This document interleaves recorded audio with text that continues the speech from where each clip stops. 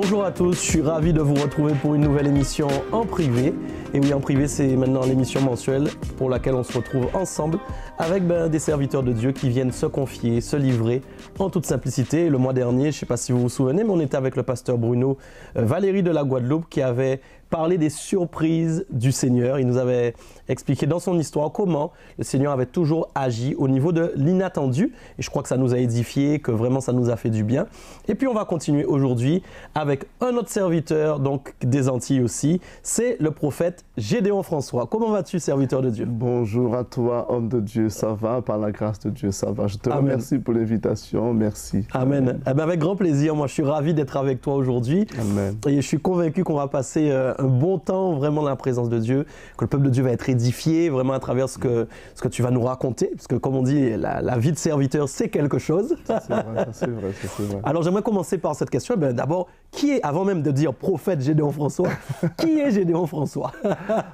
Alors, Gédéon François. Gédéon François, alors déjà, oui. Gédéon, c'est mon nom dans le Seigneur. D'accord. Le Seigneur il a plu au Seigneur de changer mon prénom.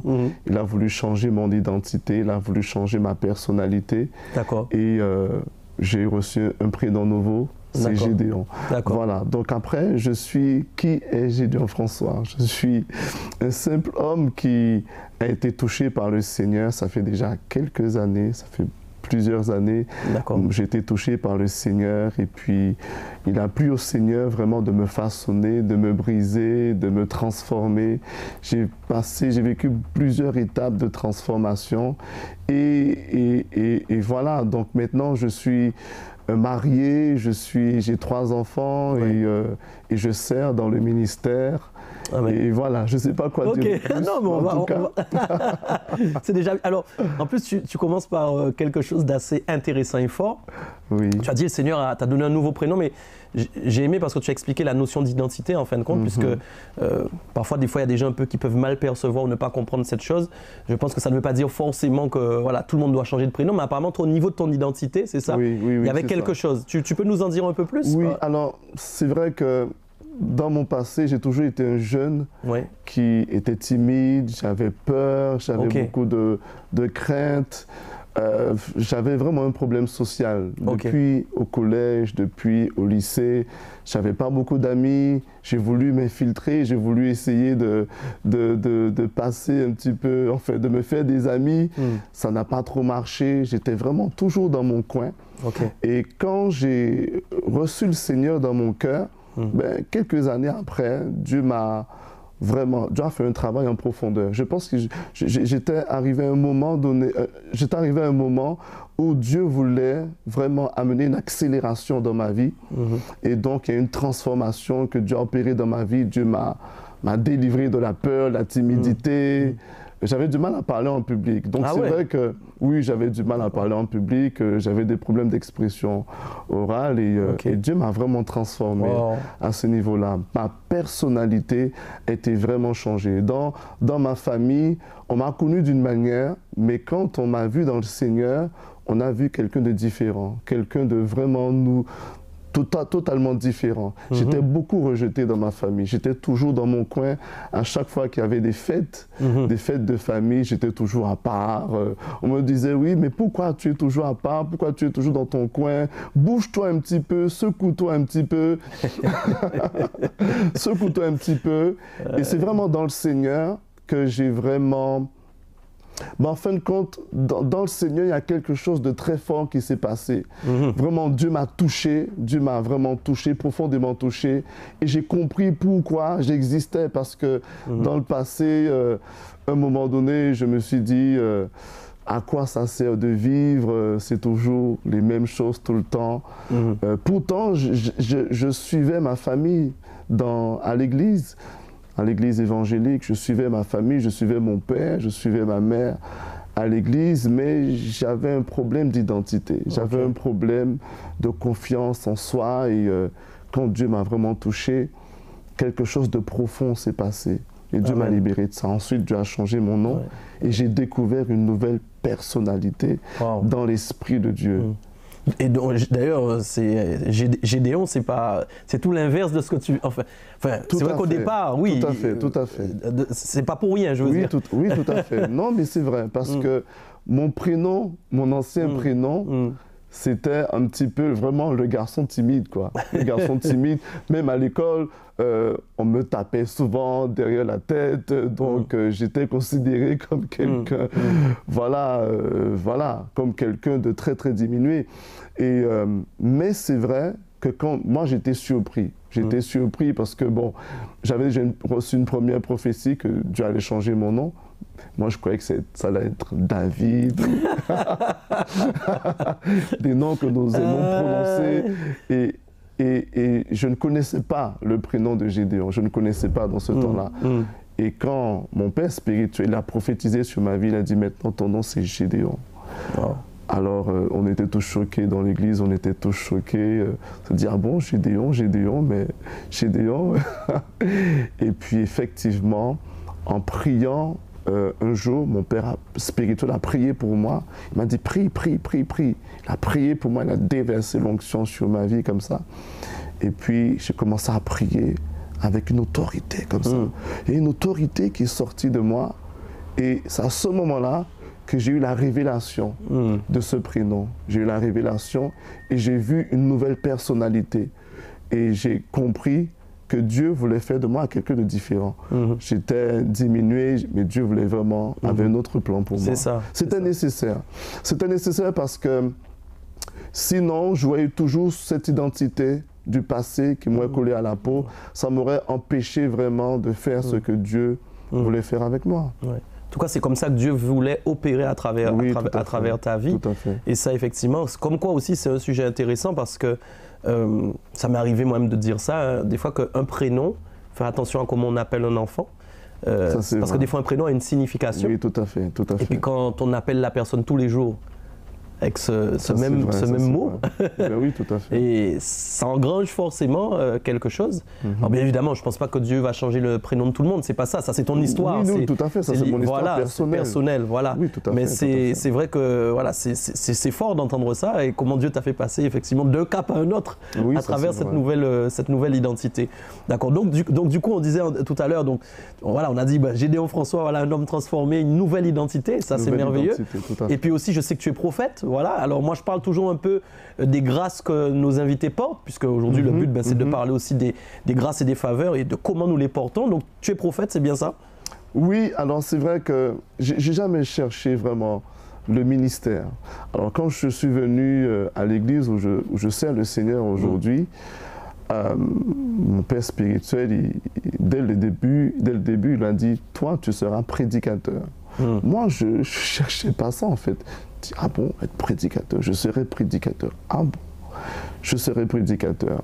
Ça m'a fait un petit peu cogiter, un petit peu. Bon, j'étais un peu étonné, mais je n'ai pas regardé à ça. Je ne cherchais pas ça en fait. Moi, je cherchais à m'approcher du Seigneur. J'avais vraiment été touché par le Seigneur et j'avais le feu. J'étais en feu, je voulais tout abandonner. En fait, j'ai abandonné ma vie passée, j'ai abandonné beaucoup de choses pour vraiment suivre le Seigneur. Et au fur et à mesure, je me suis intégré à l'église, j'ai suivi ceux qui étaient comme des exemples pour moi dans l'église. Je les ai suivis, j'essaie de faire comme eux. Et puis Dieu m'a conduit plus loin. J'ai été premièrement pasteur. D'accord. Et ensuite, quelques années ensuite, prophète. Donc c'est vraiment, j'ai travaillé avec la jeunesse, beaucoup. J'ai commencé le ministère au travers de la jeunesse. J'étais leader des jeunes. D'accord. J'étais leader des jeunes. Je venais de venir à l'église. J'étais leader des jeunes. Je me suis dit dès le début, mais pourquoi on m'a choisi moi? Moi, je ne voulais pas devenir leader des jeunes.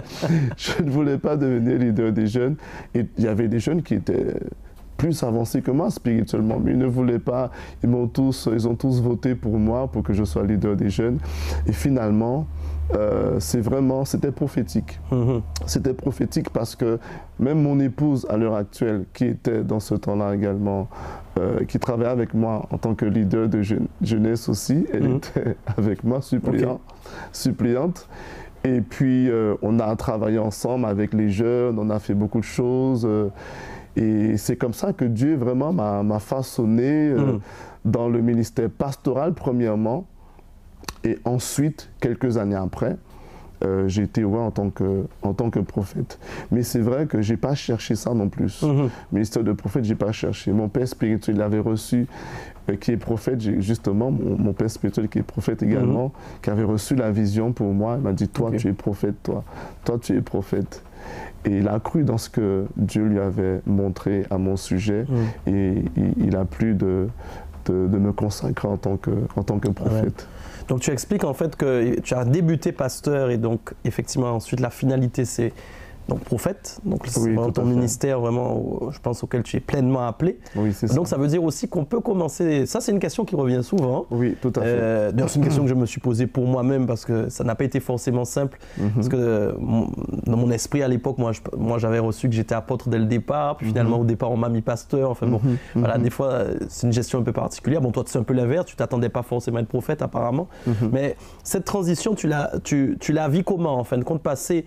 Est-ce qu'au départ, quand on te consacre pasteur, tu t'es dit voilà, je suis pasteur, c'est ça, point à la ligne? Ou est-ce que tu avais senti déjà qu'il y aurait eu une évolution? Ou est-ce que ça a été totalement pour toi nouveau? Et quelle différence il y a aujourd'hui entre un pasteur et un prophète finalement? Qu'est-ce qui a changé, quoi? En fin de compte, je n'ai jamais cherché les titres. J'ai surtout cherché à faire la volonté de Dieu. Le plus important pour moi, c'était de faire le travail du Seigneur. Il y a des besoins, il y a beaucoup de besoins autour de nous. Moi, je commençais avec la jeunesse. J'étais jeune, très jeune, donc j'ai commencé avec la jeunesse parce qu'il y avait un besoin et voilà, je me suis mis au travail et puis j'ai obéi, je me suis soumis, j'ai accepté ce qu'on me demandait de faire. Et voilà, je cherchais à faire la volonté de Dieu. Et en faisant la volonté de Dieu, finalement, j'ai été formé. Je me suis retrouvé dans une formation pastorale. On ne m'a pas dit que tu es en formation pastorale, on ne me l'a pas dit tout de suite. Mais j'ai compris que tout était prophétique. Tout était prophétique, c'était le bon timing, c'était le bon moment. Et il y a un travail qui se faisait en moi avec la jeunesse, avec les personnes qui me côtoyaient. Et j'ai vraiment fait un travail en profondeur. Je suis devenu pasteur. Et ensuite, quand je suis devenu pasteur, bon, j'ai accepté. Parce que je n'ai pas cherché le ministère pastoral. Mon père est spirituel, il est sorti de son bureau un jour et puis il me dit, toi, j'ai reçu la date de ton ordination. J'ai dit, ah bon? Et j'ai été voir le Seigneur dans ma chambre. Ce jour-là, j'ai pleuré. J'ai dit, Seigneur, tu as parlé à ton serviteur, tu ne m'as jamais parlé. tu lui as donné la date de ma consécration. En fin de compte, moi, j'ai fait la volonté de Dieu pour servir dans l'église, mais moi, je ne voulais pas être pasteur. Et c'est là où le Seigneur m'a dit, c'est une bénédiction. Et j'ai accepté cela. J'ai accepté cela. J'étais où en tant que pasteur? Et j'ai juste accepté le titre, en fait. Je me suis réconcilié avec le titre et j'ai fait le travail pastoral. Je n'ai pas cherché plus que ça. Je ne cherchais pas plus. Donc, ensuite, après, le ministère de prophète, c'est venu ensuite. C'est venu ensuite. Alors, il faut savoir peut-être une information importante, c'est que j'ai travaillé dans le ministère de la jeunesse, j'ai travaillé dans la louange également. Dans la louange également, je jouais au piano, donc j'étais pianiste. On avait prié pour moi, j'étais au piano, je jouais et j'ai appris le prophétique au piano. Donc entre-temps, après, je suis devenu pasteur. Donc au début, je faisais le piano et en même temps, je faisais le ministère pastoral. Wow, ok. Voilà. Et ensuite, un certain temps après, l'onction prophétique a été développée et j'ai été ordonné prophète et j'ai dû accepter également le manteau de prophète, parce que c'est vrai que j'étais un peu... Quand j'étais pasteur, en fin de compte, je l'ai accepté, donc je fonctionnais comme un pasteur. Bien sûr. Et quand le manteau prophétique est venu, j'ai dû accepter. J'ai dû accepter le manteau prophétique. Et j'ai dû prophétiser sur moi-même, déclarer, je suis prophète, j'accepte le ministère de prophète. Et c'est à ce moment-là que j'ai compris l'appel prophétique. J'ai compris depuis des années, même pourquoi dans mon passé, j'avais certains songes, j'avais certaines visions, parce qu'effectivement, j'avais des songes où je me voyais prophétiser. Tu veux dire avant même? Avant même. Même avant d'être chrétien ou? Alors, avant d'être pasteur. En tout cas, avant d'être pasteur. Avant d'être pasteur, j'avais des songes, j'avais des révélations où, effectivement, j'étais en train de prophétiser, etc. J'ai eu beaucoup de signes comme ça. Et est-ce que ça c'est intéressant parce que des fois les gens ont des visions, ils ne les comprennent pas forcément. Est-ce qu'à l'époque tu arrivais à les traduire ou c'est qu'après que tu as vraiment compris? Non, c'est vraiment après que j'ai compris. Okay. C'est vraiment après. C'est-à-dire que j'ai reçu également, avant que je sois pasteur, j'ai reçu beaucoup de prophéties. Ouais. Mais c'est vrai que quand j'ai accepté le ministère de prophète, tout a pris un sens pour moi. Okay. Et j'ai compris même mon avenir. Okay. Et j'ai compris justement pourquoi il fallait que je sois pasteur et ensuite que je sois prophète. Et Dieu m'a donné une vision pour même après le ministère de prophète. Parce que finalement, j'ai compris que Dieu m'appelle à un ministère et qu'il y a des temps de formation. Le ministère pastoral, c'était pour comprendre le cœur du peuple de Dieu. Ouais. C'était pour pouvoir comprendre, parce que c'est quand même important, le ministère de pasteur. Ça nous permet vraiment d'être à l'écoute des personnes, de pouvoir être connecté avec les âmes. Tout à fait. On comprend la souffrance qu'il y a dans l'âme. Et le ministère de prophète, c'est plus vraiment au niveau de l'âme, c'est vraiment au niveau de l'esprit des personnes. C'est différent. Donc, on voit qu'il y a un cheminement comme ça, que Dieu a un parcours comme ça. C'est le parcours de Dieu. Tout à fait. Je ne cherche pas les titres, mais on suit un cheminement, on est dans un pèlerinage et on suit la direction du Saint-Esprit. Lui, il a un plan. Et voilà, c'est ce qui m'a amené à accepter le plan de Dieu. Je ne me pose pas de questions. Je sais que je marche par l'Esprit, c'est le plus important. Et Dieu me conduit là où il veut me conduire. Amen. C'est tout. Alors, j'aimerais rebondir sur ça pour te poser une question qui m'intéresse quand même, parce que voilà, c'est une émission où j'aime bien qu'on parle quand même. D'accord. Et justement, tu as parlé au début de l'identité. Donc, pour moi, c'est quelque chose quand même d'important par rapport à ta vie. On voit qu'il y a eu, voilà, Dieu a travaillé ton identité pour que tu puisses avoir cette identité. Alors, en même temps, tu me dis, c'est vrai que tu sers le Seigneur, tu cours pas après les titres, et je suis entièrement d'accord. Comme on dit, c'est pas le titre qui fait qui nous sommes, hein. C'est la grâce que nous portons, que nous développons, qui démontre qu'on a un titre.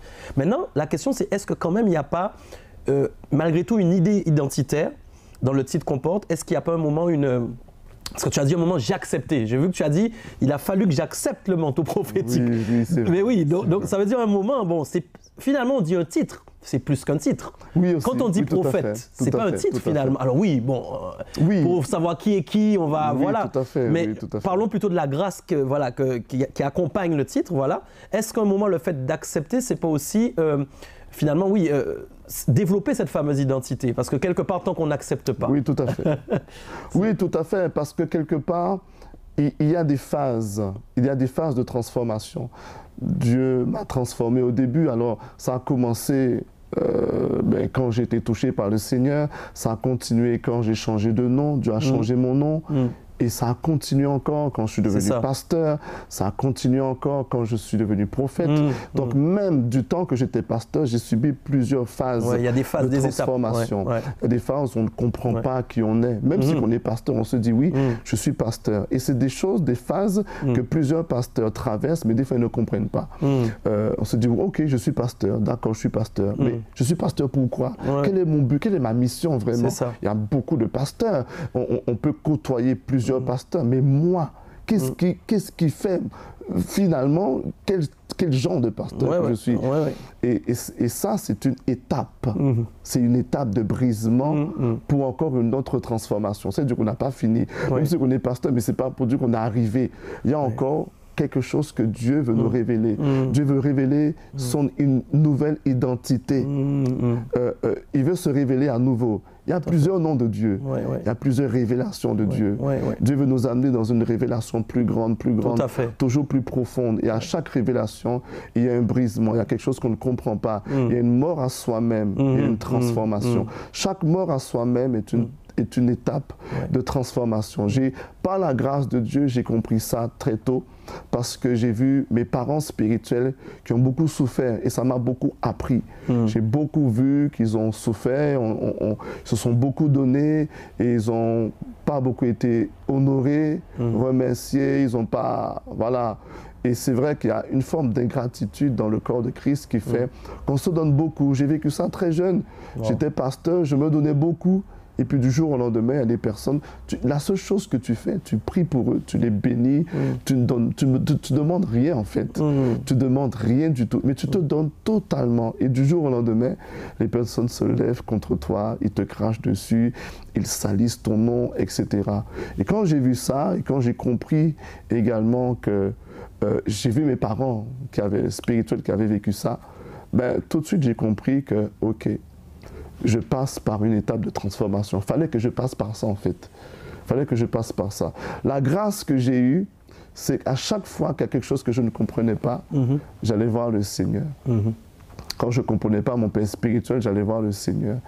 Et le Seigneur m'expliquait les choses et c'est vrai que ça m'a souvent ouvert les yeux. J'ai compris que j'avais beaucoup d'orgueil. J'ai compris que je devais changer beaucoup de choses et voilà.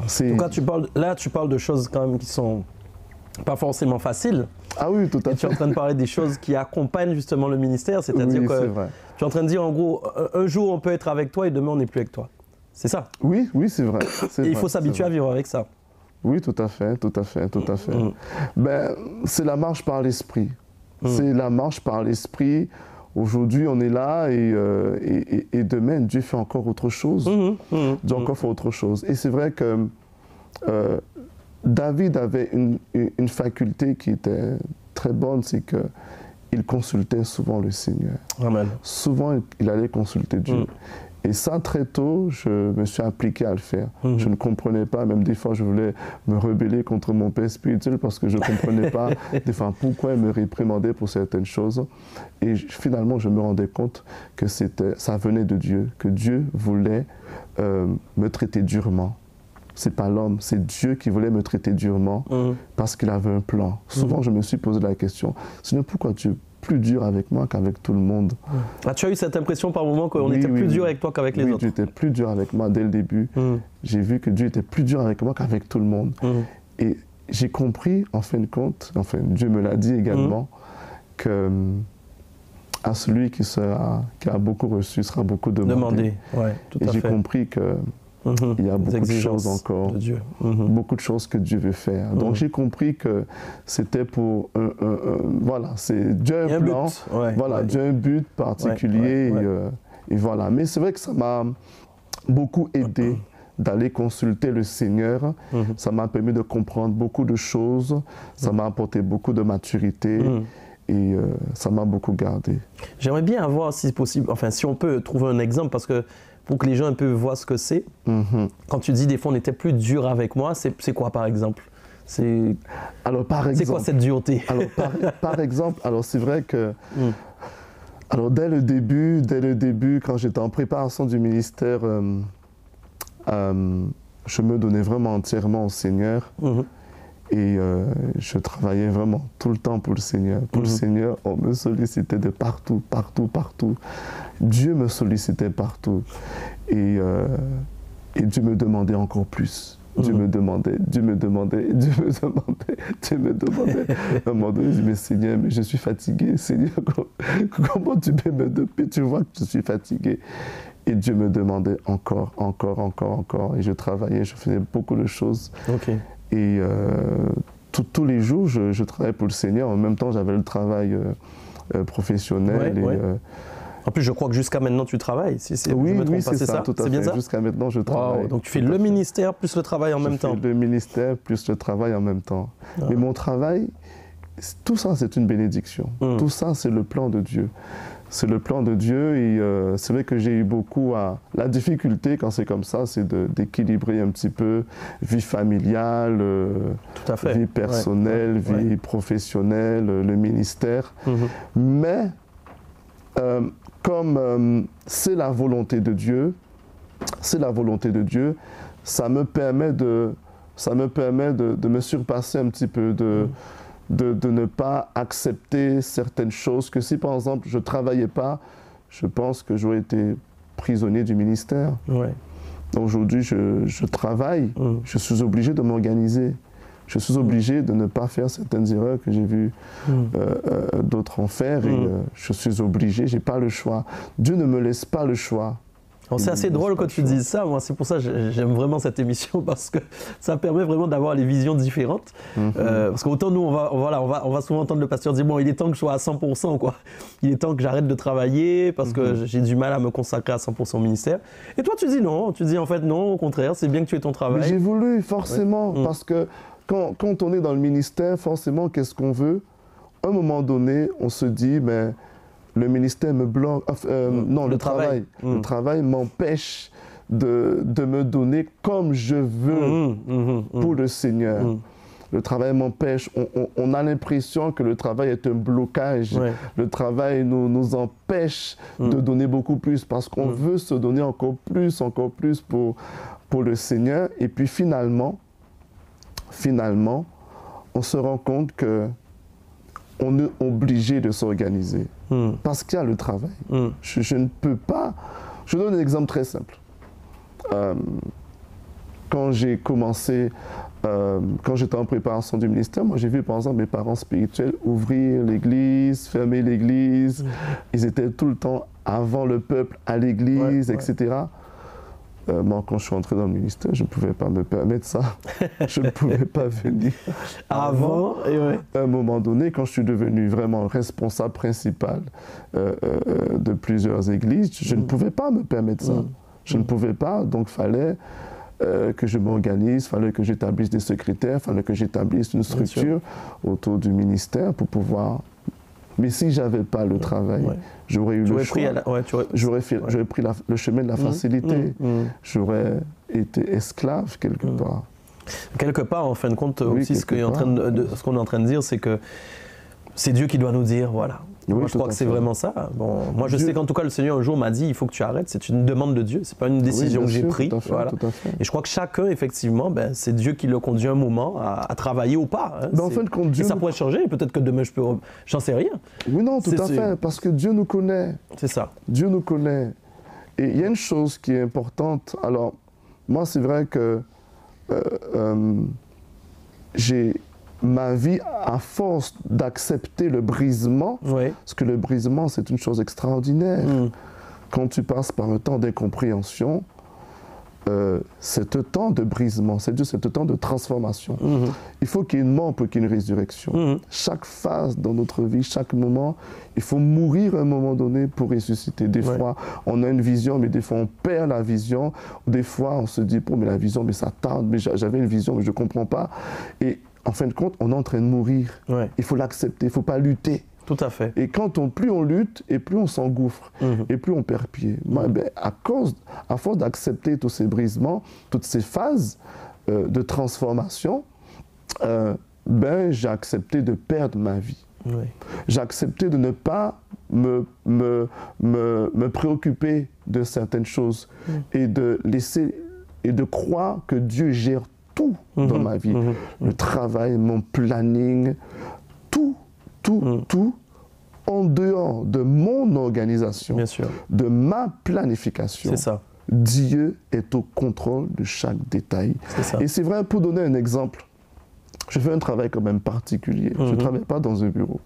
Je travaille à l'extérieur, je fais un travail qui n'est pas peut-être très honorable quand on me voit par rapport au ministère. Des personnes, quand ils me voient dans le ministère, waouh, se disent waouh, il a reçu, voilà. Mais quand on me voit dehors, ah bon? On est étonné. Parce qu'on va croire peut-être que je fais un travail à responsabilité. Oui, j'ai reçu pour ça la responsabilité. Pourtant, ce n'est pas ce que je fais. Et c'est vrai que des fois, qu'il fallait apporter l'enseignement, je vais travailler, mais le soir, avant, je rentre chez moi, j'ai fini de travailler, je rentre chez moi, avant d'apporter l'enseignement. C'est un enseignement important. On m'appelle. On me dit, voilà, on a une urgence là, il faut que tu viennes. Des fois, je me dis, waouh, là, je suis mis à l'épreuve. Voilà, là, je suis éprouvé. Ok, j'accepte, je me déplace. Je ne sais pas combien de temps. Ça peut durer toute la nuit, ça peut... Voilà, je me déplace. Et puis, je fais ce qu'il y a à faire. Au début, je me disais, bon, je rentre à la maison, je me repose, je vais un petit peu passer du temps dans la présence de Dieu. Ensuite, après, je vais à l'église apporter l'enseignement. Sauf que là, je rentre à la maison, je dois repartir travailler. Et puis, par la grâce de Dieu, normalement le culte commence à 19h, je termine peut-être à 18h30. Le temps d'arriver, il est 19h. Il faut se changer. Il faut se changer et il faut tout de suite aller à l'église parce que le culte a déjà commencé. Le culte a déjà commencé.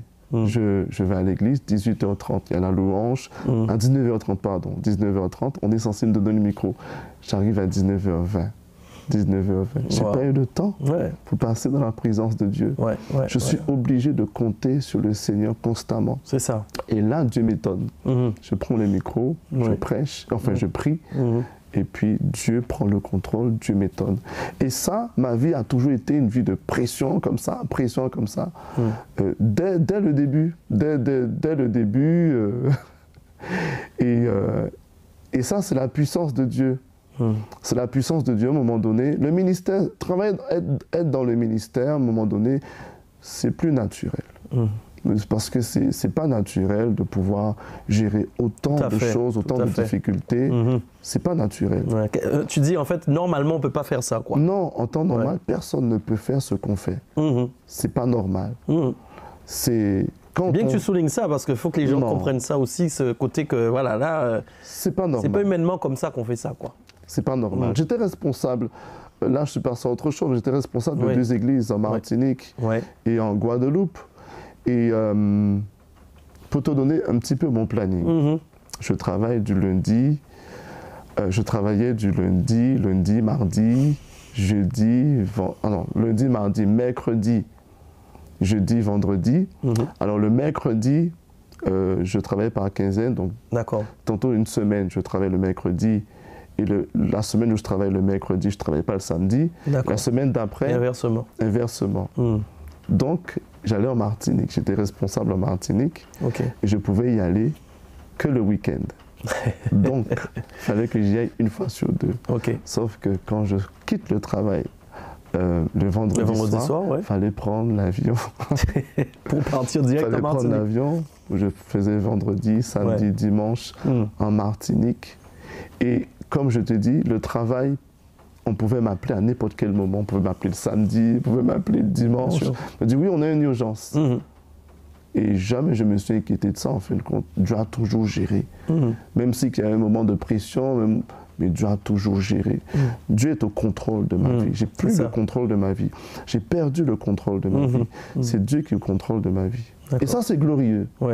Oui, tout à fait. Et ça, c'est glorieux. C'est glorieux. C'est un bel exemple, en tout cas, et qu'on peut conseiller à tout enfant de Dieu qui nous regarde, c'est de laisser le Seigneur vraiment diriger sa vie. Il en prendra soin lui-même. Et ça, c'est l'œuvre de Dieu. C'est l'œuvre de Dieu, exactement. De nous-mêmes. Tout à fait. De nous-mêmes. Moi, je veux choisir la facilité. Bien sûr. Je veux dire, si j'avais le choix, je voulais dire, Seigneur, je ne veux pas travailler, je veux être... Au début, je ne voulais pas le ministère, mais je voulais être... Avoir le ministère dans le piano, dans la musique. Je voulais, Seigneur, donne-moi le ministère dans la musique. Ça me suffit.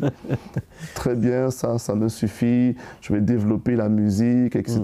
Musique prophétique, c'est tout.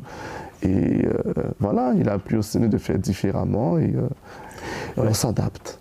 Et alors justement, parce qu'au début, c'est intéressant qu'on soit à ce stade où tu disais que tu étais timide, que tu avais du mal à parler, l'art oratoire, c'était pas ton fort, mais dans tout ce que tu es en train de nous dire là aujourd'hui, il me semble qu'il y a plus de timidité. D'ailleurs, tu es en train de parler normalement. Oui, tout à fait. Alors, mais comment Dieu a opéré pour faire... Alors tu as dit qu'il y a eu un changement d'identité sur le nom, donc ça j'ai bien compris, il y a eu un jour spécial. Mais est-ce qu'il y a d'autres choses? Parce que comment on passe comme ça, on devient d'un coup... Je sais qu'il y a des gens qui vont faire du coaching, il y a des gens qui vont prendre des cours, il y a des gens qui cherchent à mieux parler. Enfin bon, voilà, aujourd'hui...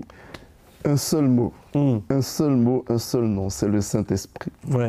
Le Saint-Esprit est mon meilleur ami. Et je rends grâce vraiment à Dieu, je rends la gloire à Dieu de ce qu'il ait mis sur mon chemin, un Père spirituel qui très tôt a beaucoup prêché le Saint-Esprit et m'a beaucoup enseigné le Saint-Esprit et m'a inculqué des bases dans la communion avec le Saint-Esprit. Et ça m'a beaucoup aidé. Ça m'a énormément aidé. Le Saint-Esprit a été tout pour moi. Tout pour moi. Il m'a façonné. C'est lui qui a fait le travail en moi. C'est lui qui a détruit les mauvaises choses, les anciennes choses en moi, les choses du passé, la peur, la timidité. C'est lui qui a été mon coach, en fait. Il a été mon coach, il a été mon ami, mon confident, mon conseiller, tout pour moi. Et tu te souviens de la première fois où tu devais prêcher ou pas? Oui, je me rappelle. Parce que ce que j'aimerais savoir, c'est si ça a été radical comme ça en un coup, ça y est, hop, ça y est, tu es transformé, tu prends la parole tranquille, ou est-ce que comment c'était cette première fois? Waouh, oh là là, c'était difficile. C'est vrai? C'était difficile. On a peur, on stresse. Alors au début, j'ai commencé par des exhortations de 10 minutes. Il fallait apporter une exhortation de 10 minutes. Déjà, j'avais peur, franchement, j'avais peur. On te donne un micro, on te dit, allez, exhorte. Okay. Parce que beaucoup voient le Saint-Esprit en nous, mais des fois, nous, on ne le voit pas. Des fois, nous, on se voit, nous, on voit nos faiblesses, et on ne voit pas ce que Dieu a mis en nous. Donc, des fois, c'est vrai que des fois, Dieu donnait des signes quand même. On élève la voix et puis tout le monde tombe par terre. On se dit, mais qu'est-ce que j'ai fait? Parce que le Saint-Esprit se manifestait. Mais c'est vrai que des moments, on se sent seul. Même si on sait qu'on n'est pas seul, mais on se sent seul, on a peur. On me donnait le micro et puis, allez, exhorte. Et puis, parce qu'on ne m'a pas appris non plus comment exhorter, comment prêcher. On ne m'a pas appris tout ça, en fait. Il fallait que j'apprenne sur le tas. Tout était sur le tas. Donc, c'était difficile. C'était difficile. Et puis, je creusais dans la parole, je priais. Mais c'était essentiellement ça. Pour donner une exhortation de 10 minutes, je passais 3 heures dans la parole, 5 heures dans la prière. De 10 minutes? Oui, pour apporter une exhortation de 10 minutes. Waouh. Je me donnais beaucoup. Et tu voulais avoir c'était pour avoir de l'assurance, en fait, c'est ça? Être sécurisé? Pour que Dieu puisse agir, que Dieu puisse m'étonner, que Dieu prenne le contrôle, que le Saint-Esprit prenne le contrôle, que ce ne soit plus moi qui parle, mais que ce soit lui qui parle. Donc, j'ai passé énormément de temps dans la présence de Dieu. C'est vrai que parfois, j'ai un petit peu négligé un petit peu l'école, un petit peu, mais je me suis beaucoup donné pour que Dieu puisse prendre le contrôle. Je ne savais pas. Quand on n'a pas le choix, on te donne le micro, tu as le micro, il faut que tu sortes quelque chose. Tu dois édifier le peuple. Il y a des personnes qui te regardent comme ça. Et toi, tu dois sortir quelque chose. C'est ça. Donc, je me suis beaucoup appuyé sur le Saint-Esprit. Et puis finalement, j'ai compris que le Saint-Esprit voulait que je parte de zéro. Il ne voulait pas que j'ai trop de facilité, en fait. Qu'on m'enseigne comment faire, comment prêcher, comment tenir une église, comment faire un rendez-vous. On ne m'a pas enseigné tout ça. On ne m'a pas enseigné tout ça. On t'a dit, toi, tu fais. Et le Saint-Esprit m'a appris à faire. C'est lui qui a été mon coach, mon conseiller, dans les moindres détails. Aujourd'hui, je peux enseigner à des pasteurs, former des pasteurs, former des évangélistes, je peux former et je peux expliquer, détailler. En fait, tu expliques que tu étais à l'école du Saint-Esprit. Tout à fait. C'est bien aussi ça parce que, en fait, il n'y a rien de... C'est pas mauvais d'être enseigné sur tout ce que tu as cité, comment prêcher, comment... Mais bon, il y a des fois, le Saint-Esprit fait lui-même directement, en fait. Tout à fait. Il nous apprend... Il ne veut pas qu'on passe par une case apprentissage... normal ou que soit quelqu'un. Il veut nous enseigner directement. Le Saint-Esprit travaille selon notre appel. C'est ça. Tout dépend de notre appel. Quel appel que j'ai sur ma vie? Le Saint-Esprit travaille toujours dans le plan de la volonté du Père, dans le plan du Père. Il y a un plan, Dieu veut nous amener à un point, mais il y a un plan, il y a un parcours. Et c'est lui le professeur, c'est lui le formateur. Donc, il y a des moments, il va permettre que quelqu'un puisse nous enseigner, mais il y a des moments où lui-même, il veut nous apprendre. Il sait pourquoi. Il n'y a pas de hasard avec Dieu. Et j'aimerais venir avec toi sur la dimension de sacrifice, parce que tu as dit tout à l'heure, j'ai dû parfois négliger l'école. C'est ce que j'ai cru entendre. Oui, ça veut dire que... Donc ça, tu peux nous parler un peu de la dimension sacrificielle, c'est-à-dire, parce que tu parles beaucoup de ce que tu as dû faire, en fait, voilà, mais je pense que tout ça, quand même, ça a un coût. Oui, donc, en fin de compte, par rapport à l'école, c'est vrai qu'à un moment donné, j'ai un peu négligé parce que je voulais vraiment me donner totalement au Seigneur. Tu parles de tes études, en fait, c'est ça? Oui, ouais. Au niveau des études. J'ai eu mes diplômes. Ouais. J'ai eu mes diplômes, mais j'ai un petit peu tardé, en fin de compte, pour les avoir. J'ai un petit peu tardé pour les avoir parce qu'à un moment donné, j'étais plus sur les Seigneurs. À un moment donné, j'étais vraiment plus sur les Seigneurs. J'ai eu mes diplômes. À un moment donné, j'ai voulu continuer les études. Et puis, finalement, je me suis rendu compte que Dieu voulait plus que je commence à travailler. Et puis, et voilà. Mais en tout cas, j'ai accepté. J'ai vraiment accepté. J'ai vraiment accepté que d'arrêter. D'arrêter le bac plus 3. Je voulais aller au bac plus 3. Je me suis arrêté au bac plus 2. Ok. Donc tu as quand même fait le choix déterminant pour le Seigneur d'arrêter même l'évolution même de ton parcours, quoi. Oui, tout à fait. Ouais, okay. Tout à fait. J'ai accepté de travailler. J'ai accepté le travail. J'ai accepté le parcours professionnel que Dieu avait pour moi. Et puis voilà. Ouais. Mais c'est le meilleur parcours. C'est le meilleur parcours. J'aurais peut-être été en bac plus 3. Tout à fait. Je ne sais pas ce que je serais devenu. Je veux vraiment rendre la gloire à Dieu. Parce que jusqu'à aujourd'hui, je peux dire que si Dieu n'avait pas pris le contrôle de ma vie, je serais dans une voie de garage quelque part. Je serais perdu. Diplômé, mais dans une voie de garage. Oui, non, le plus important. Alors, je ne suis pas contre les diplômes. Bien sûr, parce que chacun a son parcours. Tout à fait. Mais le meilleur plan, c'est le plan de Dieu. C'est le plan du Seigneur. C'est ce que Dieu a pour nous. Donc, alors, ça peut être une voix de Dieu qui dit à quelqu'un, arrête tes études pour me servir. Oui, tout à fait.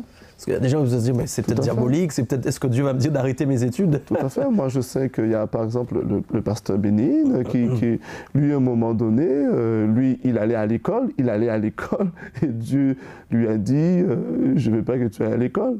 C'est un peu choquant. C'est un peu choquant. Je peux choquer plusieurs personnes comme ça. C'était la volonté de Dieu pour lui. Et puis ensuite, il est parti, il a rencontré Catherine Kuhlman, et voilà. Donc, Dieu a un plan pour chacun d'entre nous. C'est ça. Et c'est le meilleur plan. Nous avons nos projets. Des fois, nous disons, oui, moi, je veux devenir médecin, moi, je veux devenir comme ceci, je veux devenir comme cela. Nous avons nos plans, mais le meilleur, c'est le plan du Seigneur. Si Dieu ne m'avait pas transformé, je ne serais même pas marié. C'est ça. Je ne serais pas marié. Donc, je n'aurais pas eu la famille que j'ai aujourd'hui. Bien sûr. Voilà, donc le meilleur plan, c'est le plan du Seigneur. Amen, amen. Alors, on arrive à une rubrique que j'appelle la rubrique donc réussite et échec. Voilà. Donc, je vais te laisser dans le sens dans lequel tu veux y répondre. Nous parlons en fin de compte de quelque chose voilà, auquel tu penses fortement, qui est pour toi une réussite, quelque chose dont tu es fier pour le Seigneur d'avoir réalisé. Et puis un échec, si tu en as un qui te vient, quelque chose qui n'a pas réussi, ou ça peut être une erreur, enfin quelque chose qui n'a pas été. Et je te laisse nous en parler, voilà, échec ou réussite dans le sens que tu veux. Alors, échec. Échec. Alors, c'est vrai que la question, elle est quand même particulière. Oui. Parce que c'est vrai que, bon, échec et même réussite pour moi, ce pas des mots forcément que je vais m'attribuer à moi, mais je vais plus attribuer à la grâce de Dieu. Bien parce sûr. que tout c'est pour moi, c'est par la grâce de Dieu. Bien sûr. Donc, je ne m'approprie pas vraiment la réussite. Je comprends. Je l'attribue au Seigneur. Bien sûr. Après, bon, je pourrais dire par rapport aux échecs, c'est quand j'ai fonctionné seul. À chaque fois que j'ai fonctionné seul, sans le Saint-Esprit, j'ai toujours essuyé des échecs. Je peux donner des exemples. Je me rappelle, une fois, on m'avait donné à faire un séminaire pour les femmes. J'étais pasteur encore. J'étais pasteur et je devais prêcher pour les femmes. Et là, j'étais pas encore prêt, j'étais pas prêt pour ça. Et tu devais prêcher que pour des femmes, Oui, je devais prêcher pour les femmes. J'étais habitué avec les jeunes, mais là, je devais prêcher pour les femmes. Et vraiment, j'étais pas à l'aise. Et c'est vrai qu'à un moment donné, le Saint-Esprit, j'avais eu un petit couac avec le Saint-Esprit. Et je me suis senti seul. Ça m'est arrivé plusieurs fois dans le passé où à chaque fois je me sentais un peu seul parce que je n'ai pas obéi. J'ai voulu faire selon moi, j'ai voulu faire selon mes principes, j'ai voulu me coacher moi-même. J'ai voulu faire par mes propres forces. Il y a des choses que j'avais vues, donc j'ai voulu reproduire certaines choses. Et à chaque fois que j'ai voulu faire ça, j'ai jamais réussi en fait. Quand j'ai voulu faire comme les autres, j'ai jamais réussi parce que le Saint-Esprit voulait me dire moi, j'ai autre chose. J'ai autre chose. Donc, mes moments d'échec, c'est sans le Saint-Esprit. C'est des moments de désobéissance. Et quand je regarde à la chair, quand je regarde à moi-même et quand je regarde aux autres, ça a été à chaque fois, même aujourd'hui, si je parle d'échec, c'est si je fais en regardant aux autres. Si je fais en regardant à moi-même et que je ne regarde pas à Dieu. Je comprends. Ok. Les moments de réussite, contrairement, c'est vraiment des moments où le Saint-Esprit m'a beaucoup étonné. Il m'a beaucoup étonné. C'est pour ça que j'attribue ça à Dieu. Et je vais peut-être parler toujours des mêmes choses, mais le brisement, le travail que Dieu a fait en moi, c'est la réussite du Seigneur. Le Seigneur m'a gagné. Le Seigneur a pris une victoire sur moi. Et c'est extraordinaire. Prendre une victoire sur soi, que Dieu puisse vraiment nous vaincre. Tout à fait. C'est important. On lutte avec Dieu. Tout à fait. Que Dieu puisse nous vaincre. Amen, amen. Ça, c'est la réussite au Seigneur. Amen. Et j'aime beaucoup parce qu'en fait, depuis le début de l'émission, en fait, tu parles beaucoup du Saint-Esprit, quasiment comme lui. Ça revient à l'identité. Parce que quand on parle de notre esprit, on parle de notre identité. Et donc, gloire à Jésus. Alors, avant qu'on termine, j'ai une question secrète quand même à te poser. Oui, il n'y a pas de souci. On n'est pas loin de la fin de l'émission. Donc, je vais te laisser prendre une des deux cartes. Et nous lire audiblement la question et puis tu vas y répondre. Quelle est ton activité préférée dans le ministère? Aïe, aïe, aïe. Alors, c'est très facile. C'est très facile. Ce que j'aime beaucoup, c'est prêcher dans le prophétique. D'accord. Waouh. Quand je prêche dans le prophétique, je suis plus sur terre. Je suis plus sur terre. Le Saint-Esprit prend le contrôle. Je suis dans une autre dimension. Je commence à nager. Beaucoup de personnes, ils voient la différence. On voit déjà que je vis. Je vis, je suis dans mon élément. Et voilà. Donc, je ne suis plus moi-même. Je suis totalement déconnecté avec... tu peux penser n'importe quoi de moi, mais là, je suis dans un autre monde. Là, personne ne peut m'arrêter.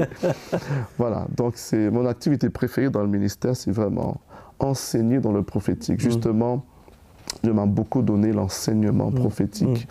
J'ai enseigné plusieurs ministères et... je vois vraiment la gloire de Dieu.